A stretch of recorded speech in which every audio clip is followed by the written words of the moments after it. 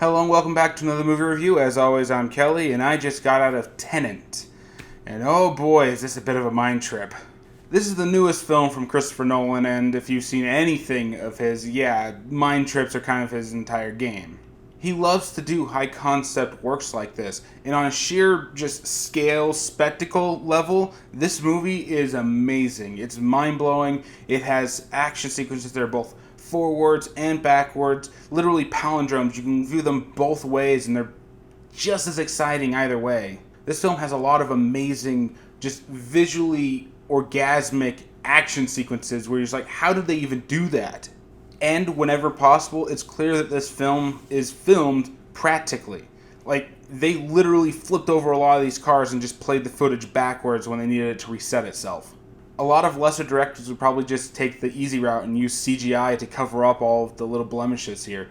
But you can tell that Nolan really wanted this to just be visually and conceptually amazing. However, that does not mean this movie doesn't have problems. In particular, his character writing is extremely weak on this one, to the point where the main character doesn't even have a name. He's just called the protagonist. And I'm not even kidding about that. Characters literally refer to him as the protagonist. And it's frustrating to watch because in between all these amazing action set pieces and everything, you get down to the downtime with these characters and there's pretty much nothing there for you to latch on to. They're just exposition dumping until the next action set piece. I really want to like this movie a lot more than I do, and I do like it. It's just that I feel that this script needed a little bit more character, a little bit more flavor. We needed more than just the character saying he's the protagonist. Whew, I really pissed off a lot of fanboys with that one right there because I didn't give this 100% praise. Overall, I do rate this as good, but for me to actually dive a little deeper, I have to get into spoilers. So those are pretty much my non-spoiler thoughts. Skip to here if you want to see the rating, and let's move on. As always, starting with the good in this film, I have to say that, again, this is a spectacle that needs to be seen on the big screen. You see buildings explode and reconstruct themselves as these timelines that are going both directions play simultaneously. There's a hallway scene in particular that is such a treat to watch because they play it a couple of times and every time it feels fresh and new. And while this film is dealing with temporal inversions, time moving backwards and forwards, it's really easy to understand because of really how they explain everything. For as high concept as this is, it's actually pretty low bar to entry. Like, I'm pretty sure that even people who have not dived into the deeper, hardcore sci-fi elements, it never seems to want to alienate people, nor does it feel like it's talking down to you because you're too stupid to understand what's happening on screen. It explains it without being patronizing, which is a breath of fresh air for pretty much any high concept work. You always get that whiff of pretentiousness whenever you see a high concept work and they really have to dumb it down for us plebeians. But Nolan goes out of his way to make sure that everything visually as well as auditorily is communicated to you so you completely understand what's happening 100% of the time. Despite the fact that you have multiple people in every scene going forwards and backwards in time, you're never lost in any of this action. As well, when they repeat certain scenes, because now we're doing it in a different direction type thing, you start to really see the things that didn't quite make sense the first time, suddenly, oh, that's where that is. It's a staple of a lot of his movies, like The Prestige or Interstellar, where scenes earlier in the movie make a lot more sense now after you know what's actually going on. Even a way that the character is dressed at certain points in this movie come into play later and make a lot more sense as the film goes on. And honestly, if sci-fi isn't really your thing here, this whole movie is basically set up like a giant James Bond flick. You've got the protagonist who works for a branch of the CIA who's trying to help an asset at the beginning only to have bullets moving the wrong direction while he's trying to evac this guy. He ends up getting captured and taking the suicide cyanide pill to make sure that they don't get his team, only to wake up and find out now he's working for another organization to deal with all of this time inversion stuff. It's a pretty typical James Bond flick, just with this high concept action element to it, and it's much appreciated. I enjoyed almost every second of this film. But we have to talk about the bad, and as I stated before, there's so little character work inside of this, it is shocking. Once you notice it, you will never be able to unsee it. But there are so many conversations in this where they will break up where they're doing or walking around every couple of sentences. Like they'll start sitting in an apartment, then suddenly they're in a cafe, they'll go back to the apartment, suddenly they're in another thoroughfare, and then they go back to the cafe, all in the course of like 3 paragraphs between these 2 or 3 people having this conversation. They kind of showcase one of them in the trailers, and it's the one I'll talk about because it's where I noticed it in the film. It's where they're discussing the whole crashing the plane into this place. Essentially, it's just a big distraction, to crash this plane into this vault so they can get in while everyone's dealing with the plane. However, they're discussing this plan, and it keeps cutting back from thoroughfare, office, cafe, thoroughfare, office, cafe, and it's just like 10-minute sequence. There's probably like 4 or 5 different location changes.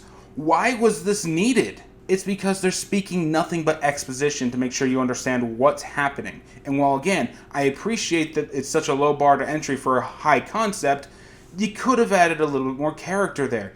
Give our protagonist a personality, or at least a goddamn name. And yes, I do understand that calling him the protagonist really doesn't matter because it's all about some higher message thing here.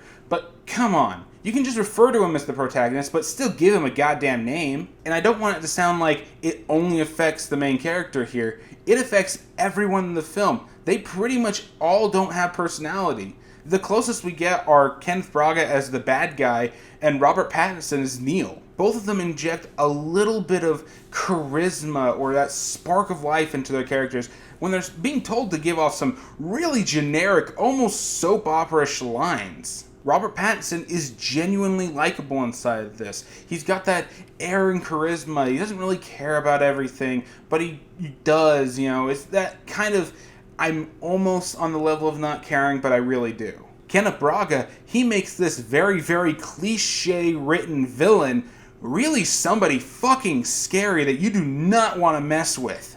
In particular, he delivers a very generic line that goes, "If I can't have you, no one will." And again, this is a very cliche line. You've heard it 1,000 times in every single romance, thriller, movie, or television show. Hell, even Lifetime movies do this shit. But genuinely, the way that Kenneth Branagh delivers that line while he's just gripping that belt, I was genuinely terrified that he was about to beat the living shit out of this lady. And again, kudos to the actors, but on a script writing level, this is bad. I harken it back to, say, like The Prestige, where the whole film was still high concept, everything was told out of order, we weren't sure exactly what was going on, similar to this film, but we remember everything about Hugh Jackman and Christian Bale's characters. That was pretty much the entirety of the conflict. Here, though, the conflict is finding some MacGuffin magic rod thing that apparently is an encoded algorithm from the future. Just roll with it. And unfortunately, because I couldn't really get into the characters, I couldn't really get into this whole quest to stop this algorithm from going to the future. Despite they say it ending reality if it does. And speaking of that algorithm, the biggest fucking plot hole in this movie is that at one point they do get their hands on this thing. Why does no one ever think to just melt it down? No, seriously, this whole movie does not happen. This whole war, this whole conflict cannot happen if they take one piece and they throw it inside of a freaking melting pot and melt it down to scrap. They keep acting like they have to hide these pieces and then they have to take their location to their grave so no one will ever be able to reassemble this thing. Just melt a piece down. And if you need to have some of it survive, to preserve the timeline, fate and that not, just make a dummy one that is clearly not, perfectly made. Now they're just chasing after a fake and timeline resolved. Again, I've seen this type of story inside of other films and productions before. Hell, I come from the world of comic books. The temporal inversion stuff is not the craziest thing I've seen. But no one thinks of this because they're not supposed to. That's not the point of the story. That's not the point of what they're trying to say. Overall, though, I can't say this is a bad film. Because, honestly, I don't think that Christopher Nolan's ever done a bad film. Maybe The Dark Knight Rises. Maybe. But it's still a pleasure and a treat to see all of these big, monumental, practical effects on screen and to have them really easily understood and digestible. I just wish that Christopher Nolan would put as much care into his characters as he seems to do his special effects. So overall, my final verdict, I give this film a see it in theaters. I wish I could give it a must-see, but I can't because it misses that bar with the characters. While the concept and everything on screen is amazing, and I highly recommend that you go see this in theaters so you can experience it how it's supposed to be, I can't say that it's actually as earth-shattering as we all wished it was. And that's it for me. Did you enjoy the video? Am I wrong about Tenet? I imagine I'll probably get some comments like that. Leave them inside the comments down below. Let's get some healthy discussion going. And as always, be sure to like, share, subscribe, all that stuff I have to promote so that I can grow this channel out. As well as I do stream video games on Thursday nights. We're back to the 10 o'clock, 11 p.m. Mountain Standard Time of start times. So be sure to subscribe to the channel so you know when we go live. And yeah, that's it for me. So I'll see you guys next time.